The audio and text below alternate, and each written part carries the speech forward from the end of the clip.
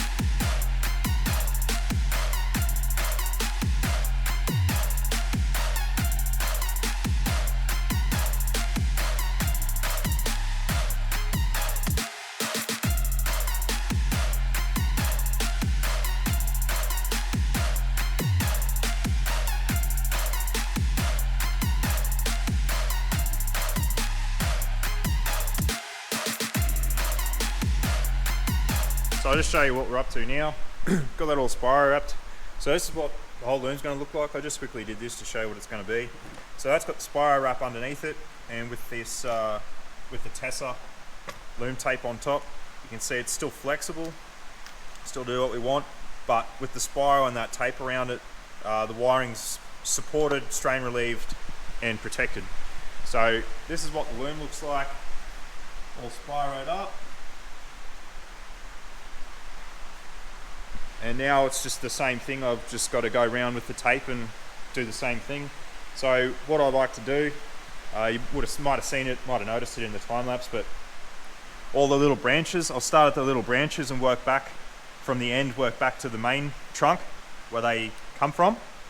And then I'll start right at the end, the furthest one. So with this, I did that module wire separately, then started from here, and that's all just a single wrap all the way along until here, where I split it and did a second one. And that's just because the spiro, it's too long if you're going to do the whole loom. It's too much spiro to deal with and try to wrap around and sort out. So yeah, that's pretty much it. Doing it this way, it's not as good as using the proper braid or heat shrink if you're building like a mil spec harness or like motorsport spec actually. But the problem with the braid is because you can't split it. The only way to put it onto a harness like this, if you're not building it from scratch, you need to de-pin every single connector and start going through it and putting the braid on. And for this harness, it just wasn't worth doing that. This will be plenty. This is plenty good enough for what this car is going to do and what it's going to see. As I said, with the spiro and then the tape around it, it's protected, strain relieved, supported, and still flexible. So, and it'll still look good is the important thing. It's what I like about the spiro and the tape. This is actually the first time I've used the spiro and tape, and I'm liking it so far. As far as like just a bit quicker and cheaper way than doing a proper harness using heat shrink boots and using the braid and stuff like that, which I would do that if I'm building a loom from scratch, because you do it from the start. You know, you have complete control over it. This one, however, I'm not the first person that's played with this loom. I had to modify it twice now. So this is just a pretty quick and easy way to get it sorted out and still make a decent harness. We'd normally try and run it before I completely seal it up, but I'm not going to do that. I'm going to just hope for the best and tape this one up and completely seal it. And pretty much if this car does have any electrical gremlins, when we start trying to run it and start it, I will just burn it to the ground and just push it into the dam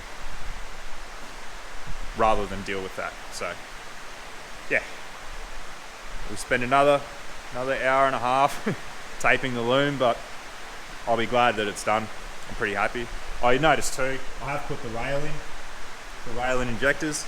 I did that to make sure that the injectors were all in the right spots. The branches were all sweet and perfect. And the rail now doesn't have to come back off. I've ordered the new fittings and stuff for it this afternoon. Hopefully Max can pick them up tomorrow. What else have we done? I suppose you noticed I put the leads on. I was just checking them last night, make sure that I'm pretty happy that they're going to work. Number 6 is sort of a little bit tight, but I think I can still make it pretty tidy.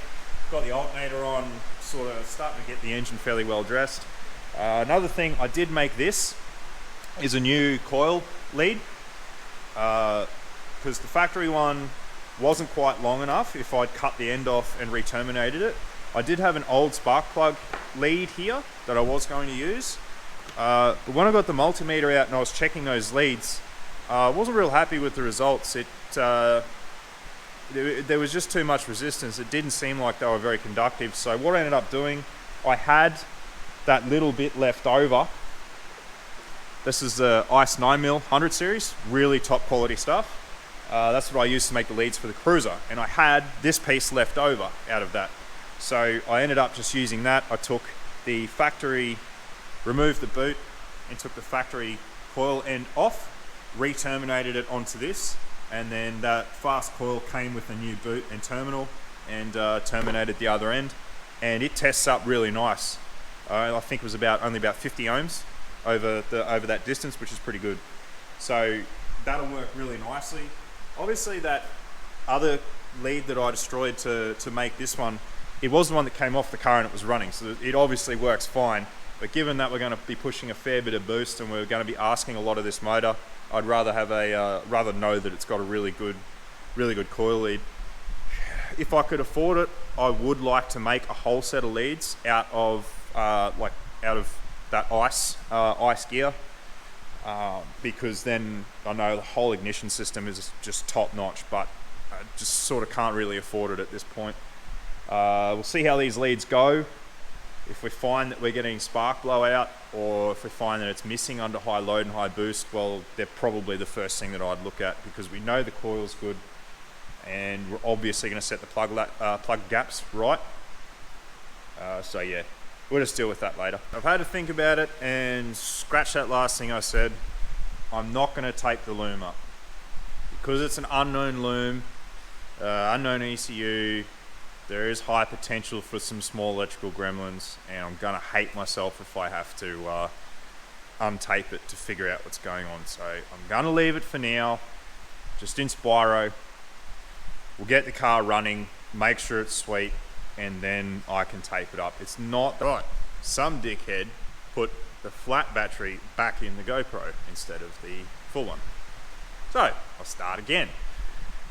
I had to think about it, and I've decided not to tape up the loom. So, frogs, they love the rain. So I'm gonna hate myself if we do have some issues. I'm gonna have to untape everything. I'm really gonna curse myself out for that. So I'm just gonna leave the loom how it is in Spyro.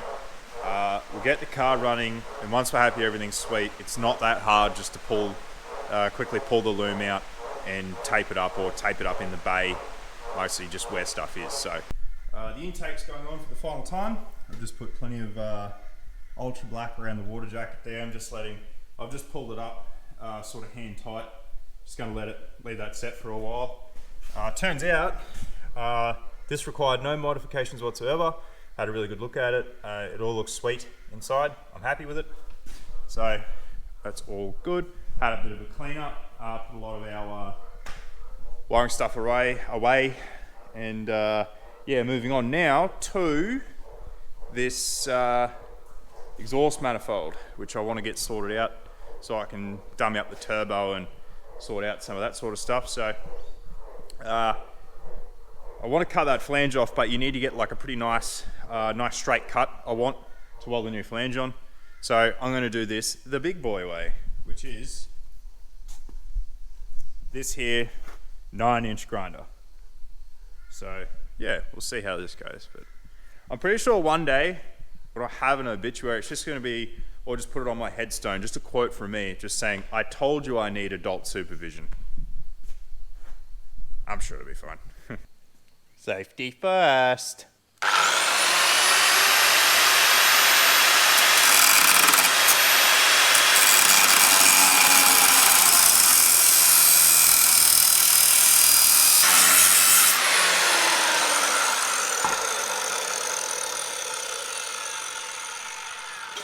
Ah, that went fine. I don't know what you guys are worried about. Size here, yeah, that's what I thought.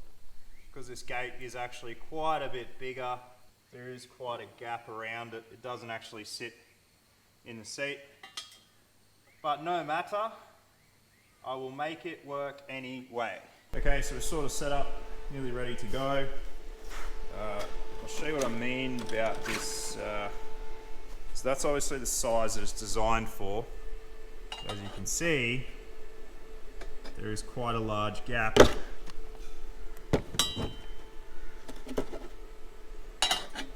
That pipe actually sits inside like that, which is no big deal. It'll still work just fine. It does mean, however, that it's going to be hard to weld, because as I have deduced using my incredibly well honed and amazing powers of sciencery, this is in fact definitely a stainless manifold and not mild, so I can't just MIG it like I had hoped, because this would be easy to fill that gap with a MIG.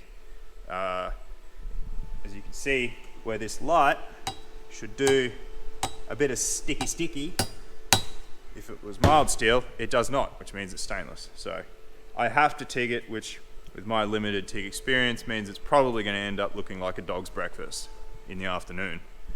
But I'll give it a go anyway, don't have much choice. And As long as it's stuck on there and doesn't leak, that's the important thing, which I've found is pretty easy to do with the TIG, so we'll see how we go. Oh, look, here goes nothing. Let's try and get it tacked and just see how it goes, eh? We are getting very low on argon, so I'm hoping there's enough to do this job.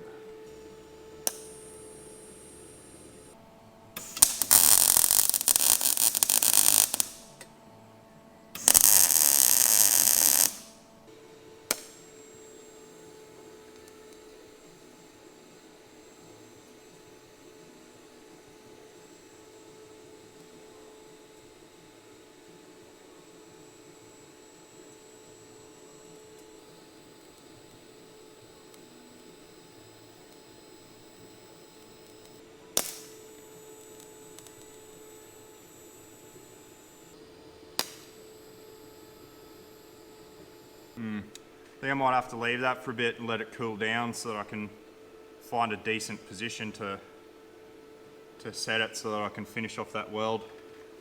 So just take a break for a minute. So I found what I think is a viable option.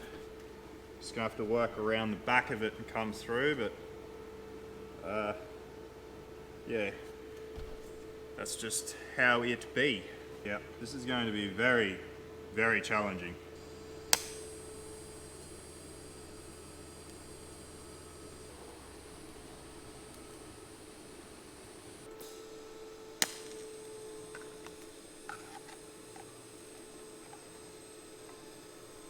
Okay, I didn't film the last bit because I finally got it to a good position and just sort of went for it and bothered to press record again. Plus, there's sort of not that much to watch. But this is the end result. That'll clean up all right. So, considering how I thought that would go,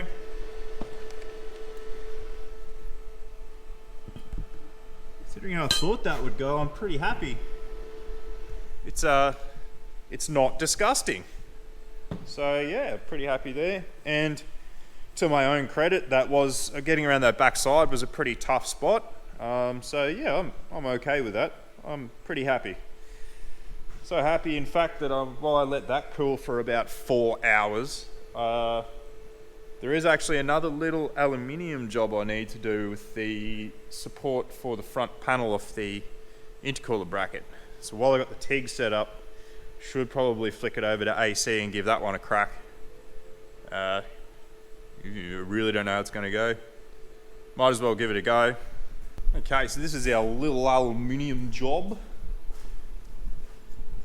That's our top intercooler bracket. And because we've taken this brace out, the front of that's fairly floppy. But if I put this bad boy in behind there,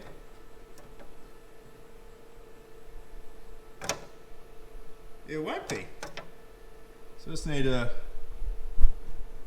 weld that little piece onto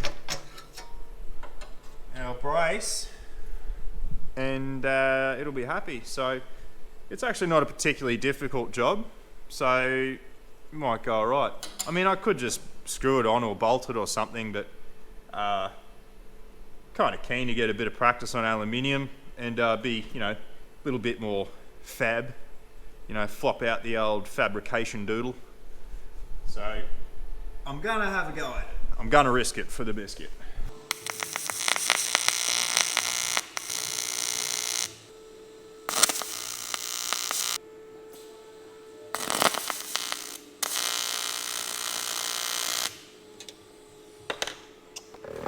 It's not playing the game.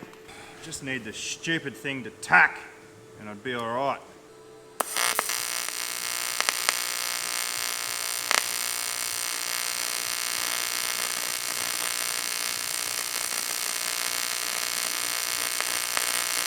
Come on.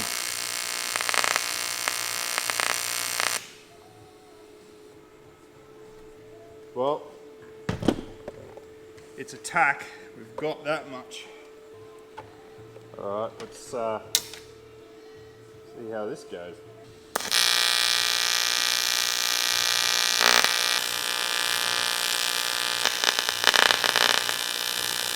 Honestly, that is absolutely horrendous. It is welded, but my God, not even a mother could love that.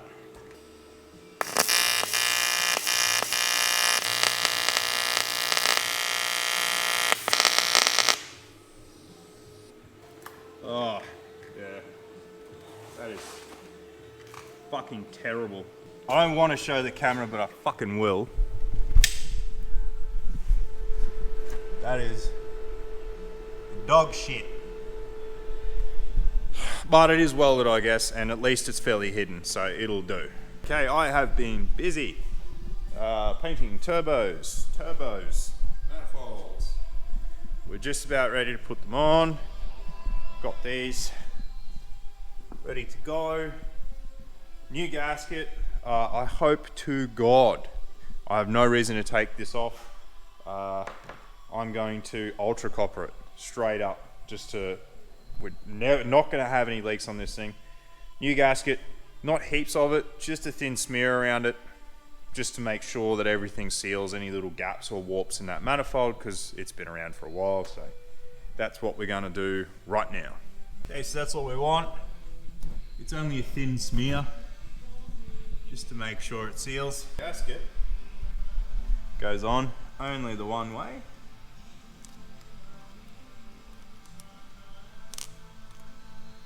Like so. Sweet as good time. Same on the manifold, and it should seal this side, and then I'll put it on. I just have to remember, I know there's two nuts on this manifold that you have to actually put on, like as the manifold goes on. You can't just push it all the way home and do it. So I'll chuck it on there, have a look which ones they are, but we should be right to put that on now. Right, so manifold, exactly the same, ready to go on. Get that bad boy on there now. That goes there. Needs a little bit of encouragement.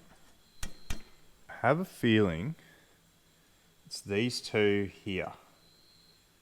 They're the only ones that look like they are trouble. Yep, I believe I'm right there. Two small washers. This is what I was saying about doing this off the car, because to do it in there is even more of a pain in the ass, which seems unbelievable because this is about as big a pain in the ass as these manifolds get, but that's the truth. You are really starting to piss me off already.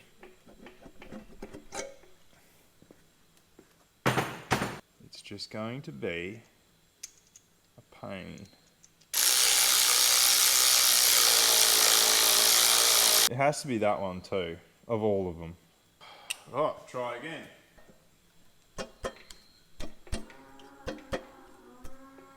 Oh, shut up.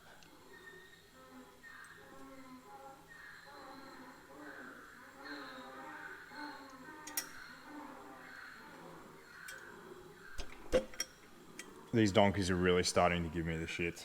You can see that, but it is so tight in there. And I'm even going to get that third one there as well, because it looks like trouble to me. Oh no.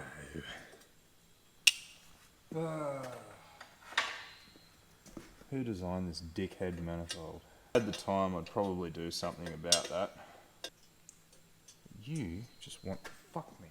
Okay, as I said, that manifold was just painful. In the end, it was a pain in the ass, but I got it on there.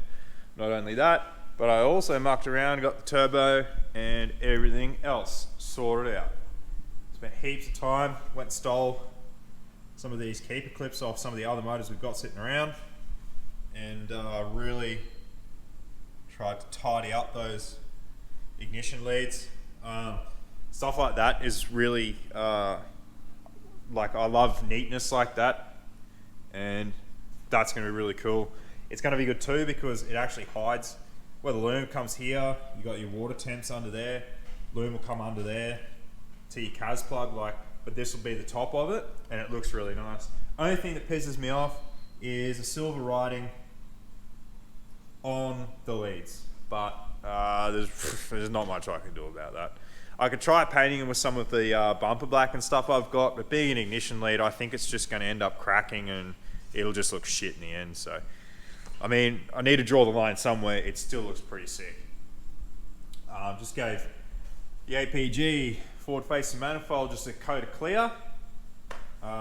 Keep all of Mick's awesome fab work on display and looking pretty. And yeah, painted up the manifold. I'm glad I painted the manifold and turbo. It looks a hell of a lot better. Even though this housing is ceramic coated, it was starting to look pretty shitty. Paint it black. I'm gonna put a beanie on that anyway, but for now it just makes it look pretty schmick.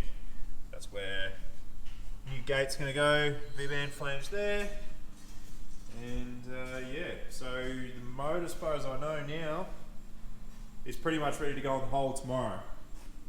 Could do it tonight.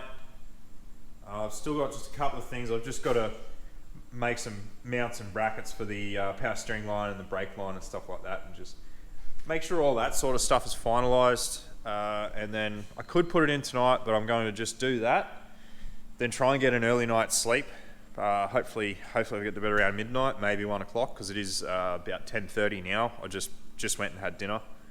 And try and just, yeah, get up, do what I was supposed to do last night, and just get up early in the morning, have a look at everything with fresh eyes, make sure that I'm not forgetting anything, I'm not rushing into it and doing something, you know, like I haven't missed anything though.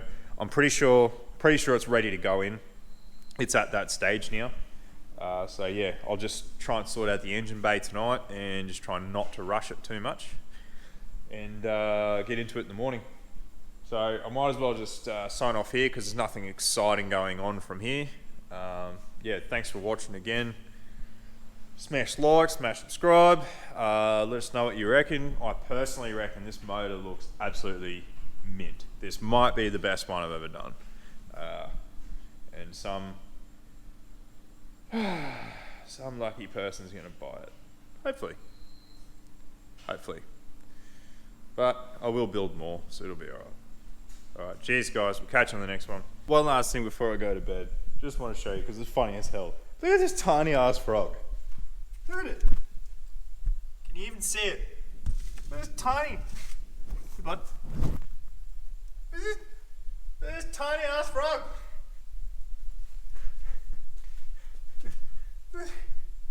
That's the size of it. Go, you little weirdo. It's so small. Oh, thanks Australia. Here, compared to this fella's been sitting here for about 3 hours now. Look at you. Big froggy boy. What are you doing down here? He's come for a visit. What's that on your back? Is that a rock? A rock stuck to you, mate. That's one of the green fellas you can hear up in the roof that are constantly croaking around. As annoying as it can be sometimes, it's good to have them around. It means that you've got a healthy ecosystem going on, so we don't mind hearing them. But perks of living in Australia, in Queensland too. Look at you. You think you're a real frog. I think I might be delirious from not enough sleep, but it's still funny. I'll see if he's still there in the morning. Look at him trying to jump. Oh, look at you go. Look at his legs. Go, mate.